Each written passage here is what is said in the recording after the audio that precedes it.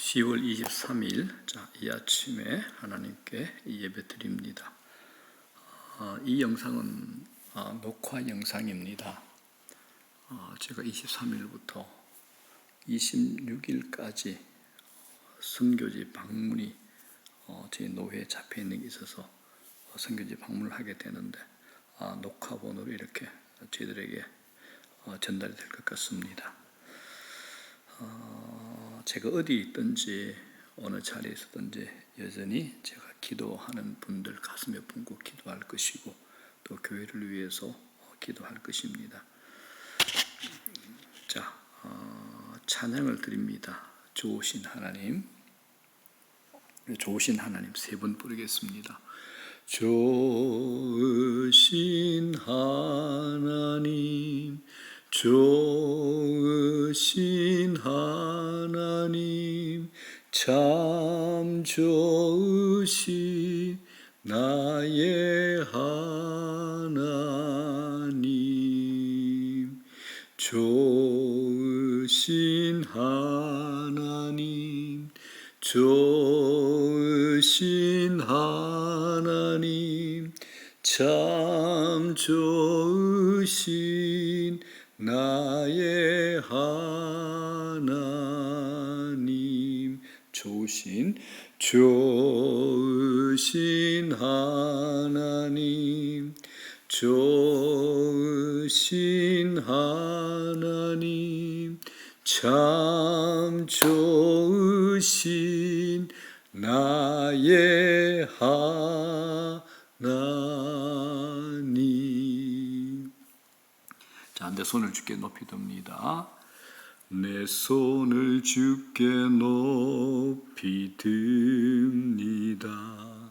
내 찬양 받으실 주님, 내 마음을 주께 활짝 엽니다. 내 찬양 받으실 주님, 슬픔 대신 희락을, 죄 대신 화관을, 근심 대신 찬송을, 찬송의 옷을 주셨네. 아멘. 하나님 말씀 구약 성경 이사야서 61장 1절에서부터 7절입니다. 구약 성경 이사야서 61장 1절에서부터 7절 제가 합독을 합니다. 제가 봉독을 합니다. 주 여호와의 영이 내게 내리셨으니 이는 여호와께서 내게 기름을 부으사 가난한 자에게 아름다운 소식을 전하게 하려 하심이라. 나를 보내사 마음이 상한 자를 고치며 포로된 자에게 자유를, 갇힌 자에게 노임을 선포하며 여호와의 은혜의 해와 우리 하나님의 보복의 날을 선포하여 모든 슬픈 자를 위로하되 무릇 시온에서 슬퍼하는 자에게 화관을 주어 그 죄를 대신하며 기쁨의 기름으로 그 슬픔을 대신하며 찬송의 옷으로 그 근심을 대신하시고 그들이 의의 나무 곧 여호와께서 심으신 그 영광을 나타낼지라 일컬음을 받게 하려 하심이라. 그들은 오래 황폐하였던 곳을 다시 쌓을 것이며 옛부터 무너진 곳을 다시 일으킬 것이며 황폐한 성읍 곧 대대로 무너져 있는 것들을 중수할 것이며 외인은 서서 너희 양떼를 칠 것이요 이방 사람은 너희 농부와 포도원치기가 될 것이나 오직 너희는 여호와의 제사장이라 일컬음을 받을 것이라. 사람들이 너희를 우리 하나님의 봉사자라 할 것이며 너희가 이방 나라들의 재물을 먹으며 그들의 영광을 얻어 자랑할 것이니라. 너희가 수치 대신에 보상을 배나 얻으며 능력 대신에 몫으로 말미암아 즐거워할 것이라.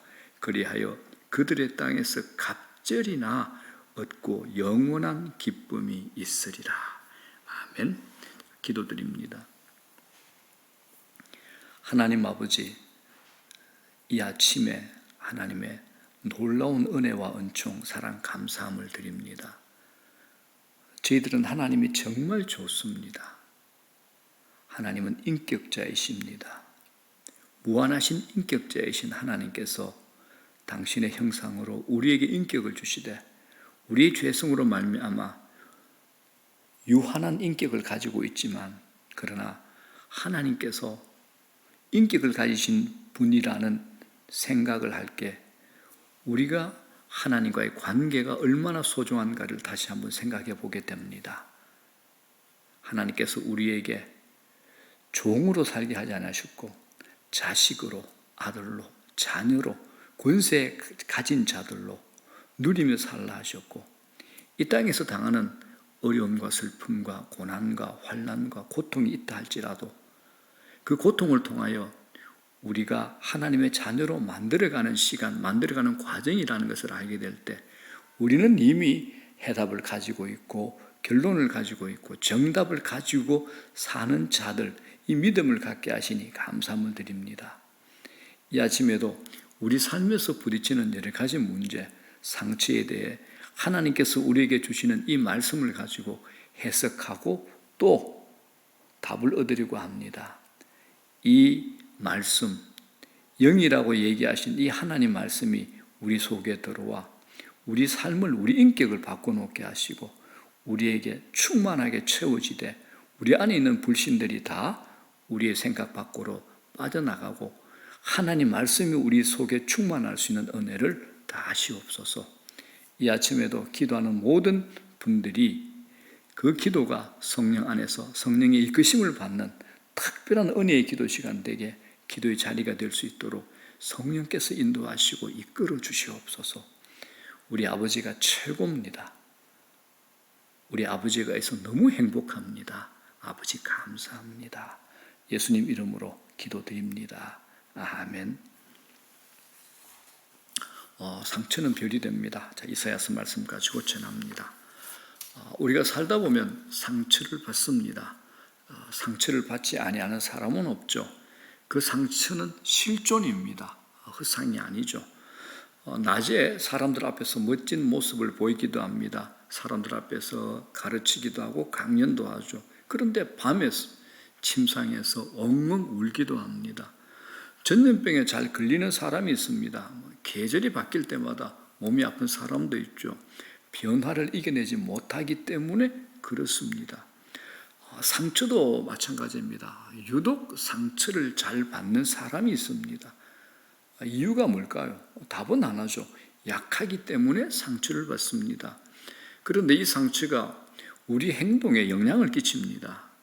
과거의 상처가 오늘의 삶의 질을 결정을 하죠. 우리 모두에게 이런 사연이 다 담겨 있습니다. 교회에서 입은 상처도 있죠. 교회 지도자로부터 상처 입은 분도 많을 겁니다. 이 부분은 제가 참 당황스럽고 염려스럽고 늘 언제나 하나님 앞에 회개하는 부분입니다. 교회를 이동하는 사람들 중에서 교회 지도자로부터 상처 입은 경우가 있습니다. 내면에 상처가 남죠. 신앙을 어렵게 하죠. 또 부모가 좋은 관계를 유지하는 것을 보지 못하고 역기능의 가정에서 자란 사람, 그게 내면의 상처가 되기도 합니다. 많은 사람들이 과거의 상처의 피해자로 살아갑니다. 이 피해로 남아있으면 미래로 잘 못 나가죠. 그렇기 때문에 이 상처가 해결되지 않으면 미래로 나가기가 참 어렵습니다. 마음이 굳어버리죠. 냉담에 빠집니다. 냉혹해지는 거죠. 어떤 분은 평소에는 참 얌전한 분인데 분노가 폭발하면 한순간에 돌발하는 분들이 있습니다. 분노가 마음 깊은 곳에 저 구석에 매장되어 있던 거죠. 상처 입은 영혼은 쉬지를 못합니다. 지쳐있죠. 쉽게 피곤을 느낍니다. 감정의 소모가 참 많습니다. 상처 입은 분들이 신앙생활의 회복이 참 늦습니다. 뼈가 부러지면 깁스하면 낫습니다. 외상도 치료하고 연고하고 하면 낫죠. 그런데 마음의 상처는 눈에 보이지 않습니다. 눈에 보이지 않는 것이 우리 삶에 치명적인 영향을 끼칩니다. 우리가 잘 알다시피 이스라엘 백성들 바벨론에서 70년 포로 생활을 합니다. 이게 어마어마하게 큰 상처입니다. 우리 민족 역시 아픔이 많은 민족입니다. 일제 강점기 36년 또 6.25 전쟁의 경험, 이건 외상이 우리 민족에게 남아 있습니다. 큰 상처의 아픔이죠. 또 성경에 등장하는 인물들도 상처 입은 분들이 굉장히 많습니다. 마태복음 1장에 기록된 예수님의 족보에 등장하는 4명의 여인이 이름 나오잖아요. 다 상처 입은 사람이었습니다. 과거가 있었습니다. 자, 그러므로 상처는 종류가 다를 뿐 누구나 상처를 가지고 있습니다. 그래서 우리가 어떤 관점으로 사람을 바라봐야 되는가? 누구에게나 상처가 있을 수 있다라는 이런 관점으로 다른 분들을, 타인을 바라볼 줄 아셔야 됩니다. 이럴 때 이제 이해의 소통이 되는 겁니다. 이해할 수 없는 행동을 하는 사람이라 할지라도 단번에 그 사람을 판단하거나 그냥 정죄해서는 절대 안 됩니다. 저 사람이 왜 저렇게 행동할까? 그렇게 생각을 하셔야 됩니다. 왜? 우리도 그렇게 행동할 수 있기 때문입니다. 구약 성경 열왕기 하에 보면 우리가 잘 아는 분이 한 분 나오죠. 아람 왕 군대 장관 나만이 나옵니다. 나만, 장수, 국가 공신, 왕의 총애를 받는 장군이죠. 나만, 이 이름을 가진 장군이 당시 아람 왕의 제2인자잖아요. 그런데 이 사람이 나병 환자입니다. 자기 집에 마침 이스라엘 땅에서 붙잡혀 온 어린 하녀가 하나 있었습니다. 이 소녀가 이제 나만 장군에게 말할 기회가 있어서 말을 하죠. 우리 고향, 우리나라 이스라엘에 가게 되면요, 엘리야 선지자라는 분이 있는데 그분을 만나시면 나병이 나을 겁니다. 자, 이 소녀가 나만 장군에게 하나님을 소개한 겁니다. 이건 나만 장군에게 단순하게 정보가 아니라 복음이었죠. 굿 가스펠, 복음이었습니다. 굿뉴스죠. 나만 장군은 그래서 엘리사 만나기 위해서 먼 길을 마다하지 않고 가게 됩니다. 엘리사 선지자에게 줄 선물까지 준비합니다. 여기서 이제 우리가 생각해 볼 수 있는 게 있습니다. 어떻게 한 나라의 장수가 자기 집에 있는 하녀, 자기 부인의 여종, 그 여종의 말 한마디를 듣고 뭔가 잘 알지도 못하는데 그 한마디에 왕에게 가서 또 설명하고 또 수많은 부하들을 대동해가지고 그 먼 곳까지 가게 되느냐. 이건 하나님의 만져주심이고 인도하심이죠. 그 안에는 하나님의 일하심, 우리에게 말씀하시고 싶은 하나님의 마음이 담겨 있다라는 겁니다. 자, 그래서 이 나만 장군이 엘리사에게까지 찾아갔는데 이 엘리사 선지자는 얼굴을 내밀지도 않고 사환을 시켜서 이렇게 합니다. 열왕기하 5장 10절에 너는 가서 요단강에 몸을 7번 씻으라. 네 살이 회복되어 깨끗하리라. 이렇게 말로 하는 겁니다.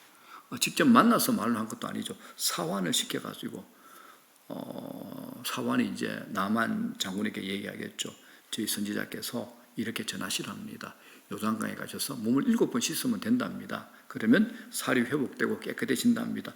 이러고 끝나버리고 나만 장군이 얼마나 자존심이 상했겠습니까? 한나라 장군이잖아요. 그런데 엘리사 선지자는 얼굴도 보이지 않고 요단강에 몸을 7번 씻으라고 말한 겁니다. 이때 나만에게는 복음이 복음으로 들리지 않았습니다. 상처에 소금을 뿌린 거죠. 그래서 분노했습니다. 낫지 않아도 좋으니까 그냥 돌아가려고 했습니다. 여기서 이제 우리가 생각할 게 있습니다.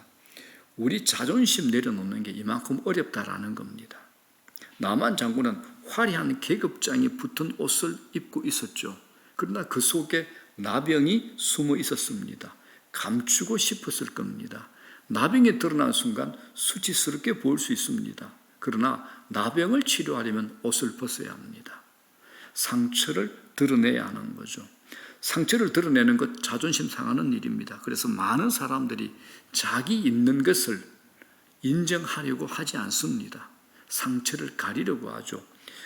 누군가의 상처와 아픔을 드러내면 오히려 화를 내고 분노합니다. 그런데 결국 나만은 자신에게 있는 나병을 드러냅니다. 그때 나병을 고침받습니다. 상처를 치료하려면 자기 안에 상처가 있다는 것을 먼저 인정해야 됩니다. 문제를 감추면 더 아픔이 될 수 있습니다. 대화가 자꾸 막히는 사람들이 있어요. 자기를 아주 강하게 방어하고 계속 칸막이를 치는 분이 있습니다. 자기 연약함이 드러날까 봐 매우 민감하게 반응하는 사람이 있습니다. 상대방이 자신의 연약함을 툭 건드리면 화를 냅니다. 큰 소리로 대응을 하죠. 상대방의 말을 가로막아 버립니다. 그런데 결과가 어떻게 나타납니까? 자신에게 어울리지 않는 옷을 계속 껴입는 거죠.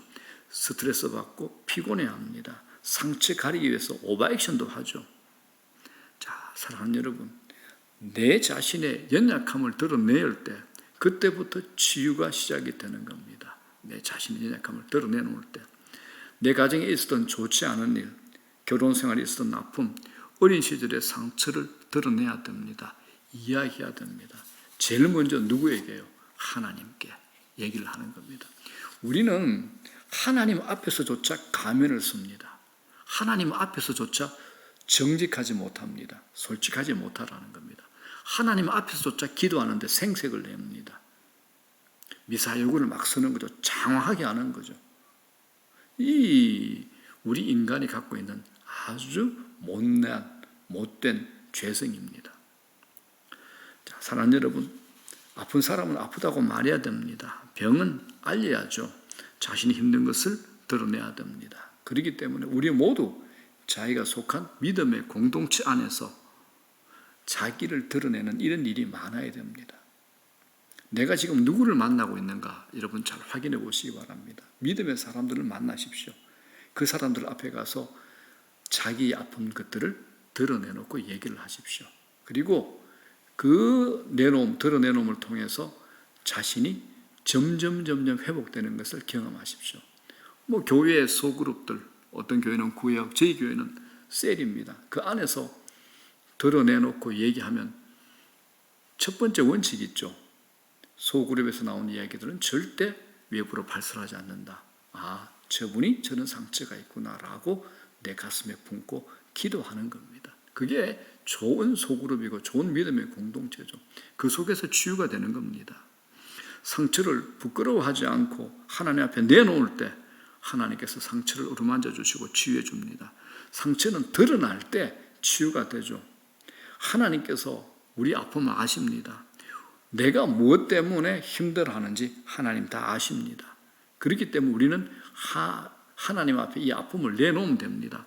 하나님 앞에 상처를 드러내고 하나님 앞에 나아갈 때 하나님께서 우리의 상처를 만져주실 겁니다. 하나님은 치유의 하나님이죠.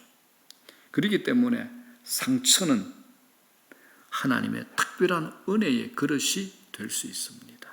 상처는 하나님의 특별한 은혜의 그릇이 될 수 있습니다. 자, 7절 봅시다. 너희가 수치 대신에 보상을 배나 얻으며 능력 대신에 몫으로 말미암아 즐거워할 것이라. 그리하여 그들의 땅에서 갑절이나 얻고 영원한 기쁨이 있으리라. 상처를 치유하면 그 상처는 강점이 됩니다. 상처로 인해 많은 어려움, 고통을 겪은 사람은 상처가 치유된 이후에 아름답게 쓰임을 받을 수 있습니다. 미국에서 베스트 설교자 10인을 선정한 적이 있습니다. 베스트 설교자로 선정된 사람의 절반이 흑인이었습니다. 이들이 백인들과 함께 살아가면서 겪은 아픔과 상처는 상상을 초월하죠. 흑인은 태어날 때부터 상처를 가지고 태어난다라고 할 수 있습니다. 백인 목회자의 설교는 굉장히 논리적입니다. 이성적입니다. 반듯하죠. 깔끔합니다. 그러나 성도들의 영혼을 울리지는 못합니다.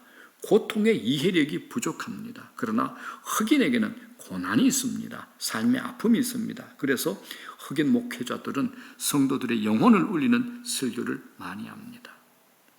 우리에게 있는 상처가 치유되면 파워풀하게 살아갈 수 있습니다. 힘있게 살아갈 수 있습니다.